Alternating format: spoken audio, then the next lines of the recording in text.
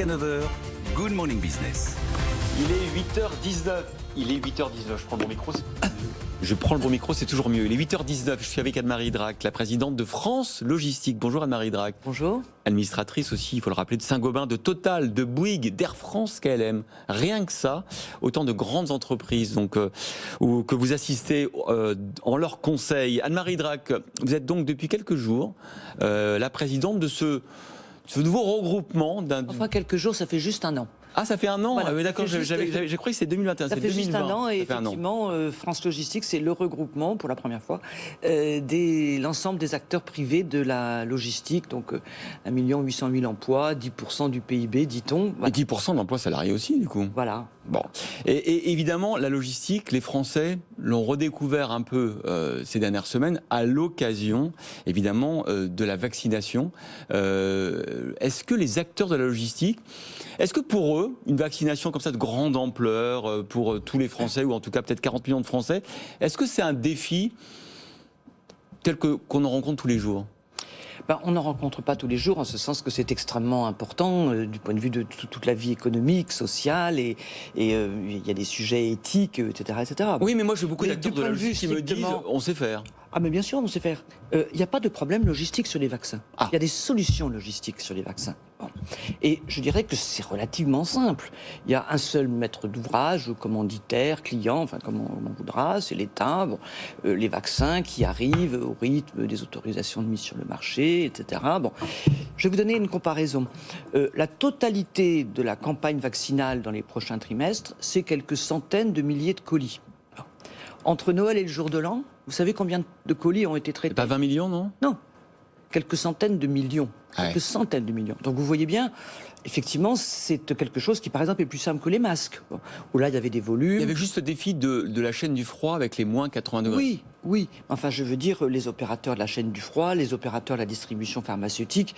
Moi, j'ai pas entendu parler de camions perdus ou de vaccins gâchés pour des histoires de rupture de la chaîne du froid. Hein. On est là sur les solutions. Donc si certains estiment, avec raison d'ailleurs, que la France ne vaccine pas assez vite, que le rythme... C'est pas pour des raisons logistiques. C'est pas pour des raisons logistiques. C'est pas pour des raisons logistiques. Nous, les logisticiens, nous sommes là pour respecter des cahiers des charges. Bon. Et là, il se trouve qu'il y en a un qui est clair, il est ce qu'il est.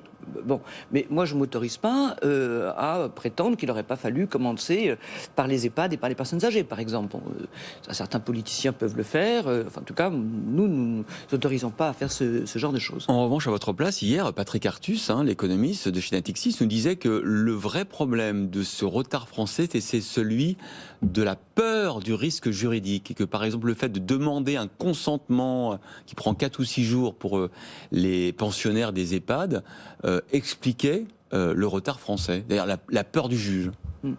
Moi, je ne me prononcerai pas là-dessus en tant que France Logistique, mais ce que je trouve... Mais vous êtes comme ancienne femme politique, oui. La peur du juge, elle bloque parfois l'action publique. Je pense que le principe de précaution, au sens large, incluant ce que vous dites, on le voit par exemple, on l'a vu par exemple pendant les confinements, sur la mise en place des protocoles sanitaires dans les entreprises. Bon, c'était compliqué, ça pouvait apparaître dangereux. Donc il y a sans doute quelque chose de cela, et Patrick Artus dit très souvent des choses justes. On va donc revenir sur ce secteur si important pour notre économie de la logistique. C'est un peu le nerf de la guerre dans le commerce mondial. Est-ce que vous pensez que la France, ça fait un an donc que vous organisez un peu cette profession autour de France Logistique, que vous intervenez auprès du gouvernement pour faire valoir certaines demandes de la profession, est-ce que vous estimez que la France est au niveau de la logistique mondiale ? Pour être tout à fait honnête, on n'est pas super bien classé, moins qu'on puisse dire, dans certains classements de la Banque mondiale ou autres. Bon. C'est vrai. Et justement, l'une des impulsions données par Édouard Philippe quand il était Premier ministre, c'était d'essayer de muscler à la fois l'appareil public et puis donc de coordonner les acteurs privés, ce dont je suis en charge à leur service. Bon. Et moi, c'est quoi nos points faibles ? Un peu comme toujours, hein. Complexité. Par exemple, pour implanter des entrepôts en France, c'est plus long.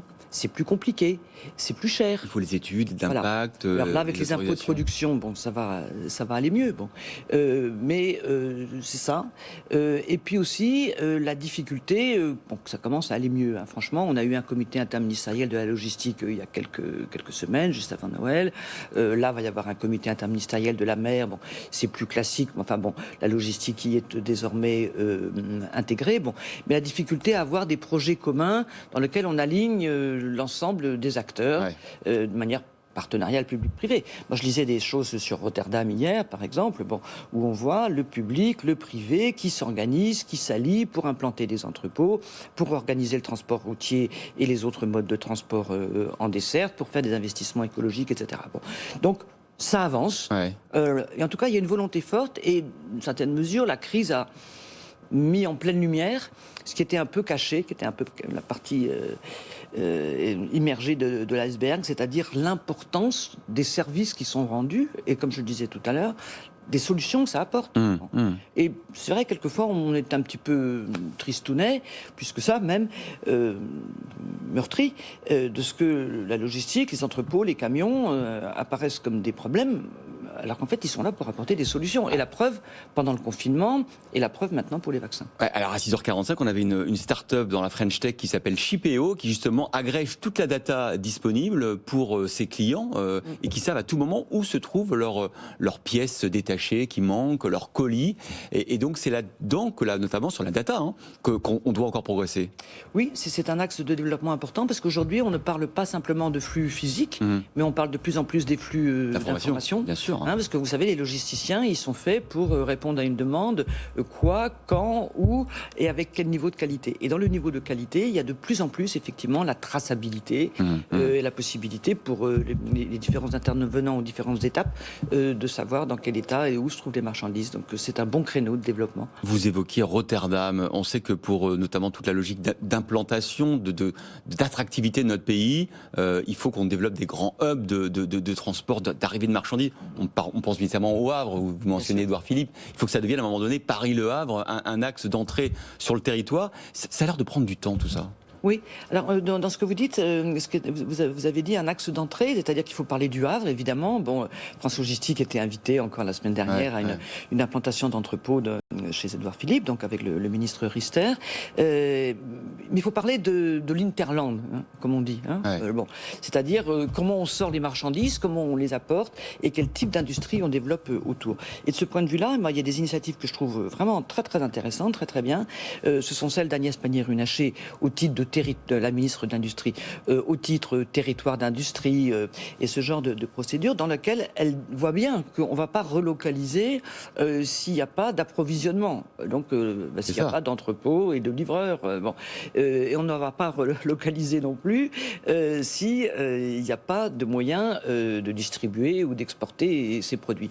Et donc elle met la logistique dans ses zones d'activité, dans ses programmes ou terrains clés en main, et je trouve que c'est une bonne initiative parce que effectivement on s'aperçoit que si on n'a pas, comme on le dit dans une émission économique, les intrants et les sortants, eh bien aucune entreprise ne peut se développer. Et donc là encore, on est sur des logiques de solutions. Et de simplification administrative notamment. Simplification administrative et alignement de l'ensemble des acteurs locaux, nationaux, réglementaires, etc. Et ça, c'est aussi votre travail, Anne-Marie Idrac, à la tête de France Logistique. Merci beaucoup d'avoir été l'invité de Good Morning Business.